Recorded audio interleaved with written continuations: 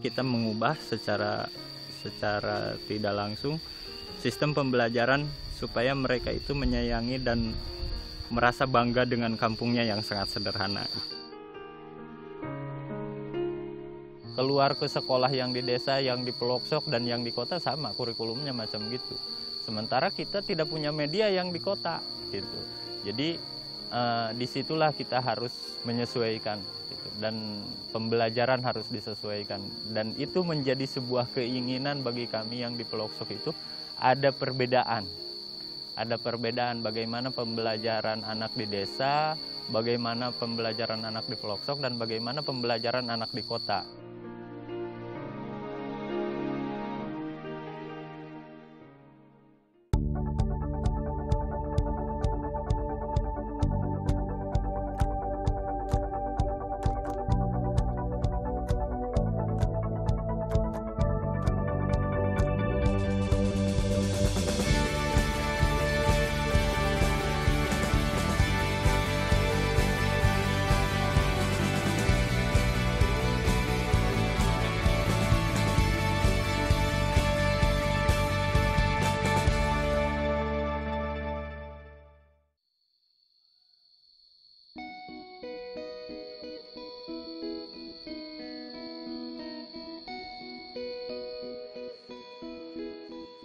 Alam menjadi halaman, suara serangga menjadi lantunan.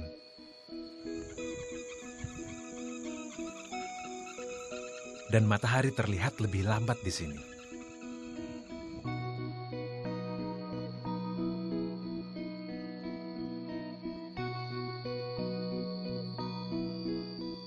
Inilah rumahku sejak 3 tahun lalu.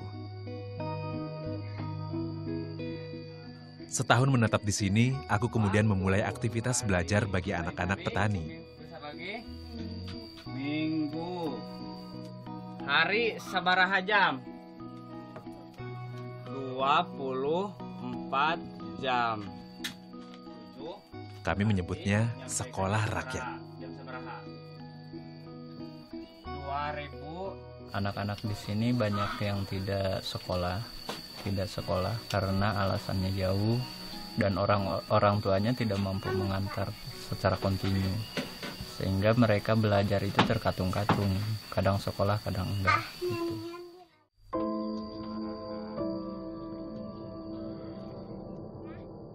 Alasan itulah yang mendasariku mendirikan sekolah ini pada Juli 2012.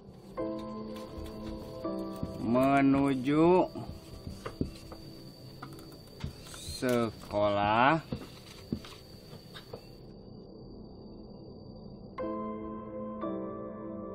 Kampung ini bernama Citangkil atau biasa disebut Gunung Hujan. Secara administratif termasuk dalam wilayah Desa Pametingan, Kecamatan Cipatujah, Kabupaten Tasikmalaya. Sekolah formal terdekat berada di pusat Desa Pametingan, sekitar 7 km jika berjalan turun dari sini. Ini yang memberatkan anak-anak untuk sekolah.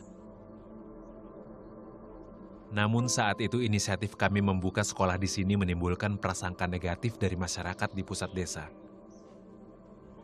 Pernah pula aku dipanggil oleh camat. Sekolah kita itu dianggap oleh mereka terkadang bisa jadi gitu, seringkali tertuduh bahwa kita itu mengajarkan pembelajaran aliran sesat dan melaksanakan sekolah ilegal gitu.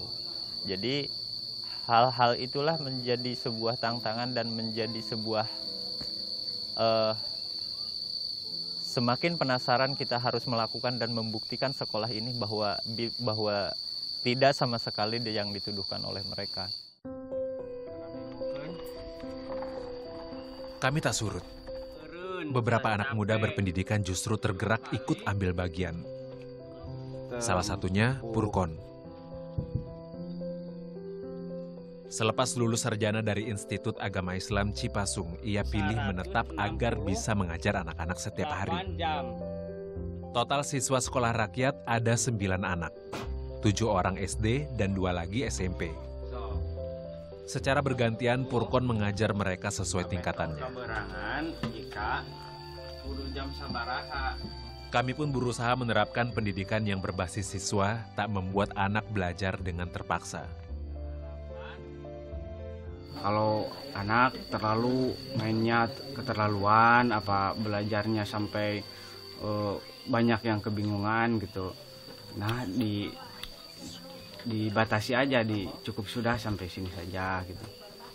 Karena kita lihat kemampuan anak sampai gimana gitu. Jadi tidak terlalu banyak menekan, jangan sampai pikirannya terlalu terbebani gitu.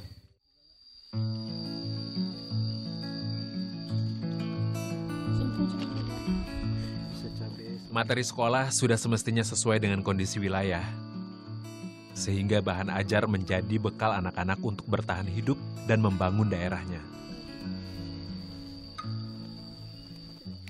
Anakku juga melanjutkan pendidikannya di sini. Yang tertua, Ucu panggilannya. Kini sudah kelas 6 SD. Sekolah tuh yang sederhana aja. Ya kayak gini aja. Soalnya bisa belajar sambil bermain gitu. Harus hati-hati.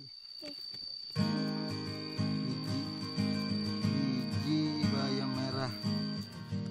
Aku banyak belajar dari beberapa sekolah di Bandung. Meninggalkan keluarga selama 3 bulan, mendalami ilmu tentang pendidikan. Sudah dipisahkan. Kalau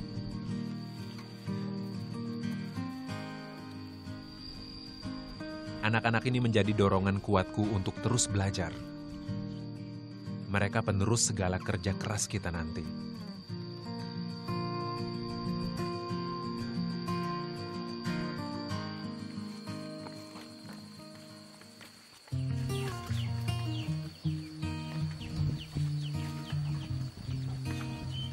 Aku datang dari Ciheres, desa yang berbeda. Akhir 2011, aku masuk ke sini setelah melihat hutan yang tak tergarap. Bersama orang tuaku, kami membangun rumah yang kini menjadi tempat tinggal mereka.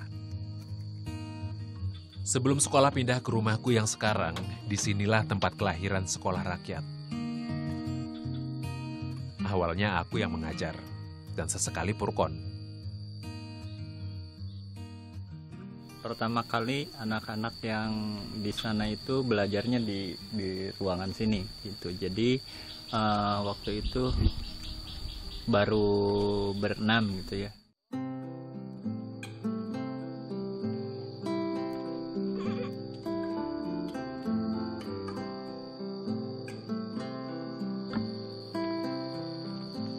Aku melihat ada potensi pertanian yang bisa digarap warga, hingga kemudian aku mulai mengajak mereka.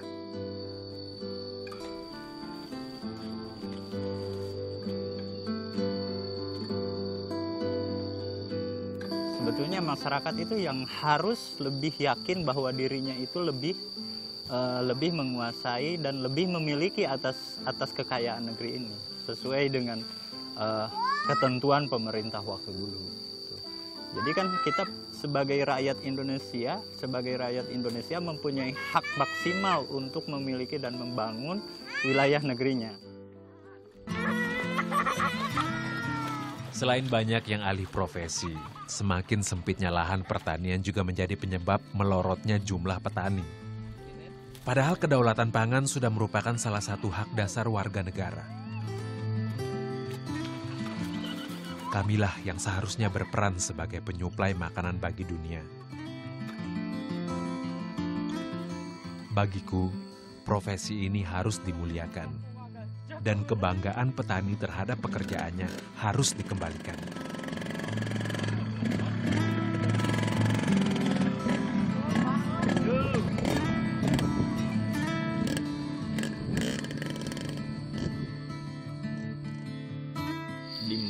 Di mana kita dilahirkan dan di mana kita tinggal itu, di situ obat alam itu ada buat kita.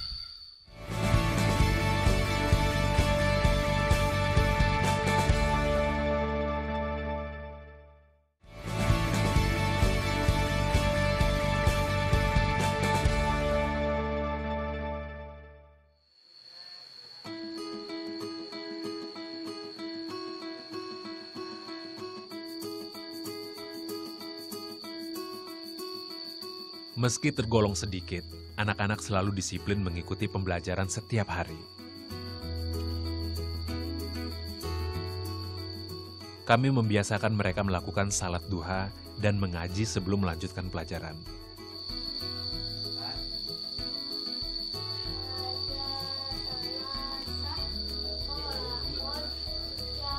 Mina wajunu. Ini salah satu cara membentuk pribadi mereka untuk selalu bersyukur.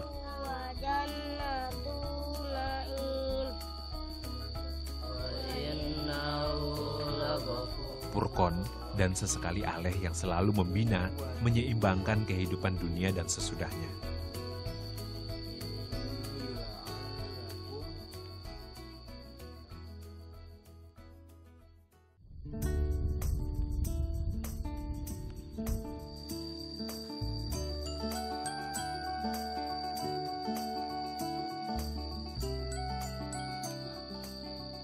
Aku juga masih mengajar sesuai keahlianku di bidang pertanian.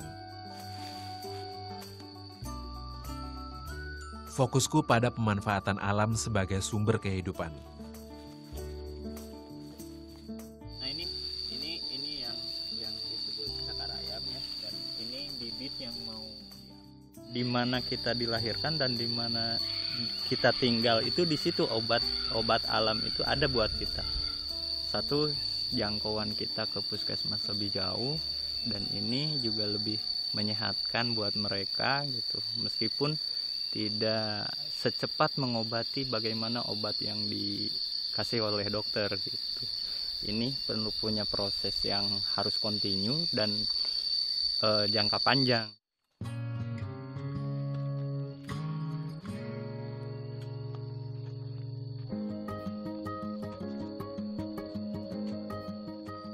Kami berencana memulai perkebunan herbal sebagai media pembelajaran. Ini ya dipegang dan jangan terlalu dalam kalau menanam tanaman obat kayak ini. Semakin anak-anak menyadari manfaat hutan, dengan sendirinya akan tumbuh rasa cinta dan kesadaran untuk menjaganya. Cara belajar kami memang berbasis pertanian. Bukan untuk memaksa mereka menjadi petani, tapi semata-mata untuk memudahkan mereka beradaptasi dengan lingkungan sekitar. Kita mengubah secara tidak langsung sistem pembelajaran supaya mereka itu menyayangi dan merasa bangga dengan kampungnya yang sangat sederhana.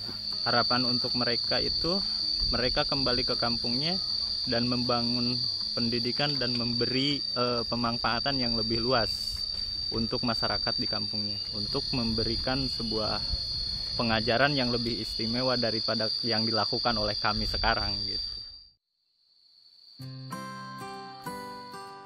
Tinggal di sini berarti siap dengan tantangan khas daerah terpencil. Ketiadaan listrik. Ini pasti menantang bagi anak muda dari kota seperti Purkon.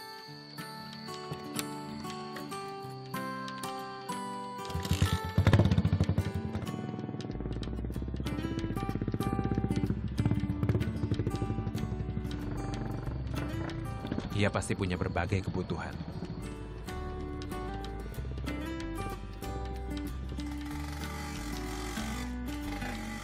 Purkon pun rutin turun ke pusat desa 2 hingga 3 hari sekali.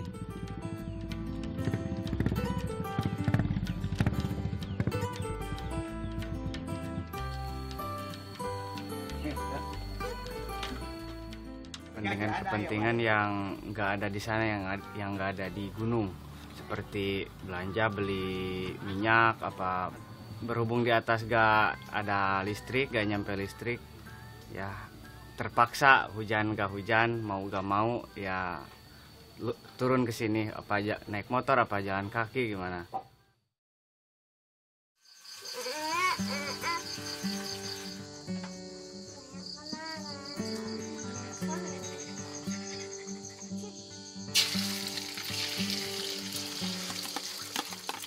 Aku dan keluarga sudah biasa tanpa listrik.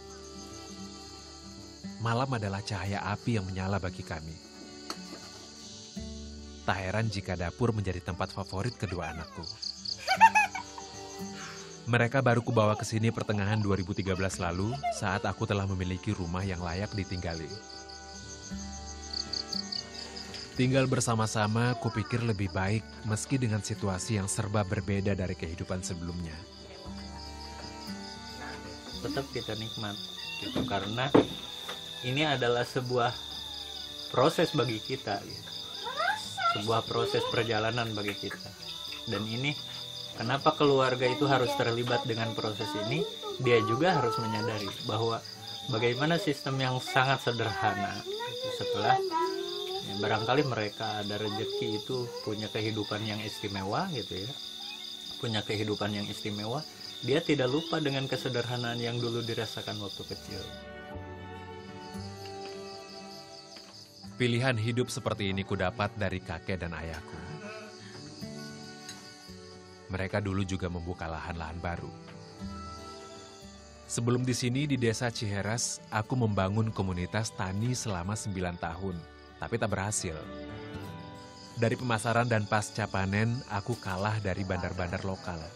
Karena itulah kami ingin memulai dengan lebih baik di sini. Terutamanya bisa kumpul sama keluarga. Jadi makan nggak makan itu kita kumpul sama keluarga. Ya, senang aja bisa kumpul sama ayah, sama mama, kita bisa bersama dan selalu ada dalam suka dan duka. Berjuang untuk membebaskan tanah untuk masyarakat. Iya 5, iya 5, kami iya 1 genep, kami iya 2, jantan 8.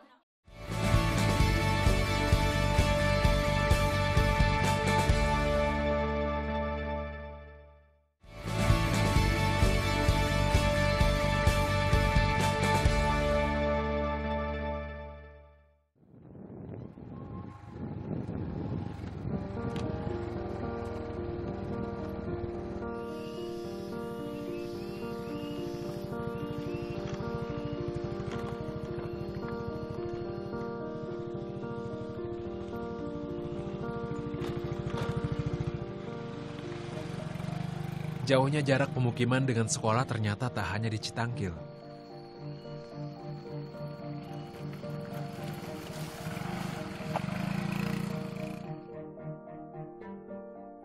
Kampung Babakan Cisero di perbatasan kecamatan dengan Bojong Gambir juga mengalami nasib yang sama. Hari ini bersama Ucu, aku memenuhi undangan ke sana sekitar 45 menit perjalanan dari Citangkil. Mustaqim siratal ladzina an'amta 'alaihim ghairil maghdubi 'alaihim waladdallin. Ada pengajian bulanan yang secara rutin digelar para siswa. Mereka anak-anak sekolah rakyat di sini yang baru kami bentuk Juli lalu. Lahir dari keinginan para orang tua yang sudah lama menantikan hadirnya sekolah. Naon, meser naon gitunya. Sekolah ini masih baru. Banyak yang harus didiskusikan sana-sini. Satu yang selalu kuingatkan tiap pertemuan dengan orang tua. Keberatan kegiatan bulanan. Sekolah ini ada karena perjuangan bapak ibu semua. Mereka itu mengatakan kebutuhan ini dengan kebutuhan bersama. Jadi saya mengajak mereka itu penuh dengan keswadayaan dan penuh kekompakan untuk mendirikan sekolah di sini tanpa kita sedikit pun berharap ada respon misalkan dari siapapun. Yang penting kita melaksanakan dulu untuk pelaksanaan pendidikan atau pembelajaran.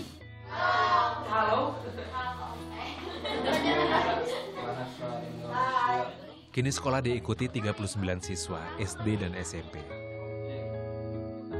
19 siswa SMP belajar dengan menumpang bangunan madrasah yang dibagi untuk kelas 1 dan 2. Kami belum menerima siswa kelas 3. Ya walaupun dengan keterbatasan kami pembelajaran karena kami juga bukanlah seorang guru, kalau disebut guru gitu kan, karena kami ini adalah orang bodoh, tapi kami mempunyai keinginan bahwa adik-adik kami, anak-anak kami tidak ingin seperti kami.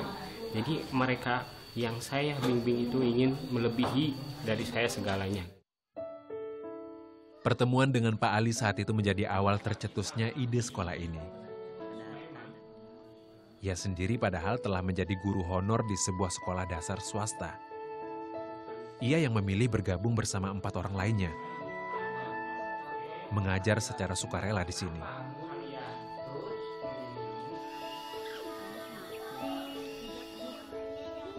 Ali bahkan memberikan rumahnya untuk ruang belajar SD. Ada 20 siswa dari kelas 1 sampai 5. Mereka yang sekarang tak perlu berjalan jauh lagi untuk sekolah. 3 ditambah 2. 10 kan kata Jina tadi ke atas ke. Saya menguatkan diri untuk bisa terus membimbing anak-anak di sini. Karena banyak sekali rintangan, halangan yang mau menghancurkan. Bahwa itu omongan atau apa, ocehan gitu kan, yang bisa menghancurkan keinginan saya dan teman-teman.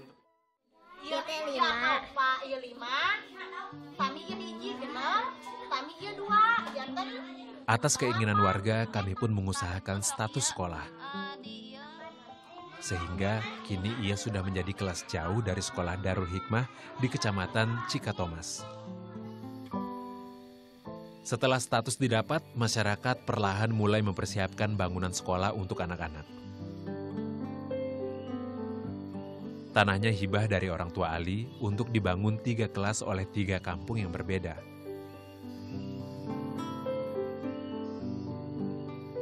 Kesadaran ini kupikir langkah nyata bagi masa depan anak-anak Cisero.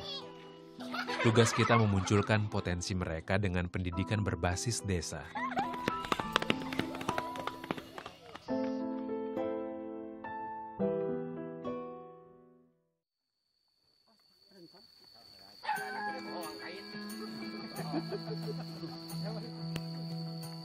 Dari Citangkil, kami juga terus berjuang mewujudkan kemandirian dengan membentuk kelompok tani sejak 2012.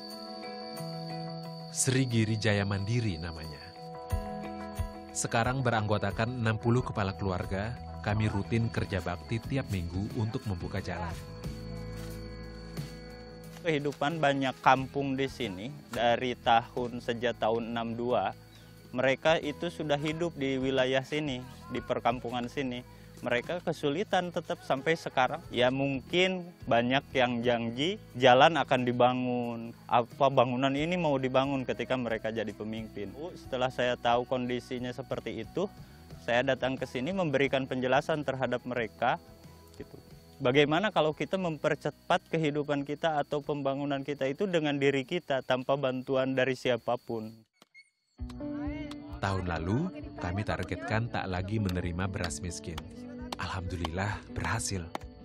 Dengan berbagai pekerjaan sederhana ini, mereka sudah bisa makan beras hasil tanamnya sendiri.